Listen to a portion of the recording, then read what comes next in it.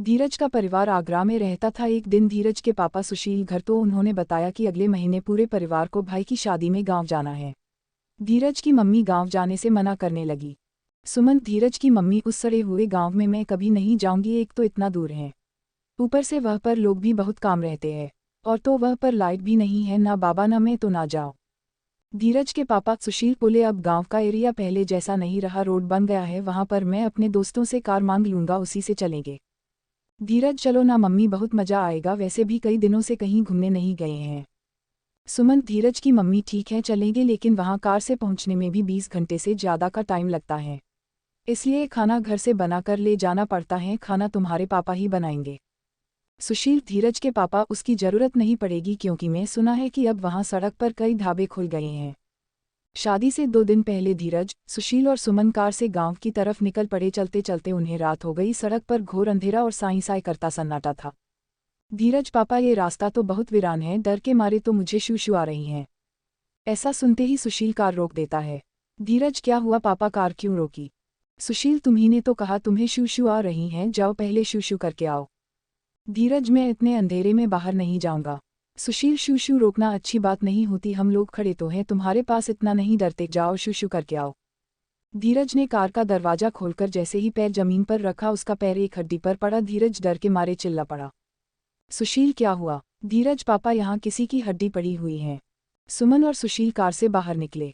सुशील, डरने की जरूरत नहीं है, शायद कोई जंगली जानवर इसे यहाँ ले आया होगा, तुम शू करने जाओ। अचानक धीरज के परिवार को रोड पर 3-4 लोग गुजरते हुए दिखाई दिए, तब उसकी जान में जान आई। धीरज, चलो आखिर कोई इंसान इस रोड पर दिखाई तो दिया, अब मैं भी आराम से शू कर सकता हूँ। धीरज के मम्मी पापा कार में बैठ गए। धीरज जैसे लौटा तो उसने देखा कि कार के पीछे वाली डिक्की हिल रही है। धीरज ने डिक्की खोली तो उसके अंदर एक भूतनी लेटी हुई थी। धीरज ने धड़ाम से डिक्की बंद कर दी और चिल्लाने लगा, चुड़ैल चुड़ैल चुड़ैल पापा, चुड़ैल चुड़ैल चुड़ैल। धीरज के मम्मी पापा जल्दी से बाहर निकल कर आए। सुशील, क्या हुआ? धीरज, पापा, डिक्की के अंदर एक भूतनी है, मैंने अभी डिक्की खोलकर देखी थी।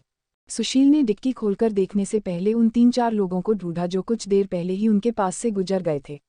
वे लोग अचानक से कहीं गायब हो चुके थे, सड़क पर दूर दूर तक कोई नहीं दिखाई दे रहा था। आखिरकार सुशील ने डरते हुए डिक्की खोली। डिक्की में सामान के अलावा कुछ भी नहीं था। सुशील, धीरज, लगता है तुम्हारा दिमाग खराब हो गया है, कुछ भी तो नहीं यहाँ पर, चलो जल्दी कार में बैठो।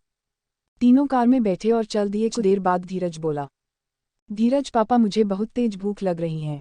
सुमन, सुशील, तुम तो कह रहे थे कि यहाँ रोड पर बहुत सारे ढाबे मिलेंगे, अब बताओ, मुझे कहीं भी कोई ढाबा नहीं दिख रहा है। मैं पहले ही कहा था कि हमें यहाँ नहीं आना चाहिए। कुछ देर चलते रहने के बाद सुशील को एक ढाबा दिखाई दिया। सुशील, मैंने कहा था ना कि यहाँ ढाबा है, चलो ढाबे के अंदर चलते हैं और भरपेट खाना खाते हैं। तीनों जब ढाबे के अंदर गए तो उन्हें ढाबे में 3 लोग दिखाई दिए, 2 अधेड़ उम्र के आदमी और औरत और एक जवान लड़की। लड़की के हाथ में दरांती थी। वो धीरज के पास आकर बोली, लड़की, कहिए क्या खाएंगे? सुशील, जो भी ताज़ा हो वो ले आओ। लड़की जब पलट कर गई तो तीनों ने देखा कि लड़की के बालों में 2 कटे हुए हाथ लटके हुए हैं।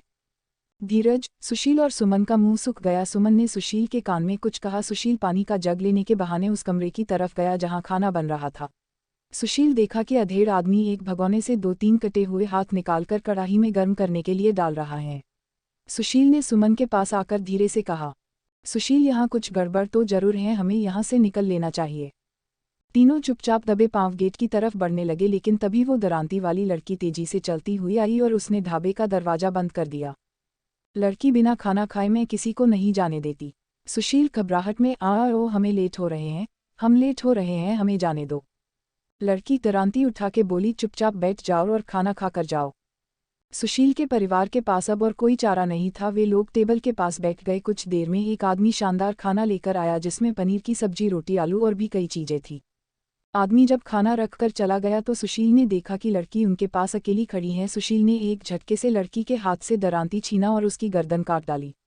भागो यहाँ से! तीनों लोग ढाबे के बाहर भागे। उधर कमरे से आदमी और औरत भयानक तरह से चिखते हुए उन तीनों के पीछे गए। आदमी और औरत के चेहरे भयानक हो गए थे। सुशील का परिवार कार में बैठ गया और सुशील ने कार स्टार्ट कर दी, लेकिन पीछे भूत और भूतनी ने उनकी कार पकड़ रखी थी। सुशील ने बहुत कोशिश की लेकिन कार आगे ही नहीं बढ़ पा रही थी।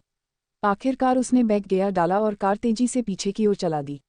आदमी और औरत कार से बिल्कुल कुचल गए। फिर सुशील ने तेजी से कार आगे बढ़ा दी। और वो दिन होने तक नहीं रुका। सुशील ने गांव पहुंचकर सारी बात अपने भाई को बताई।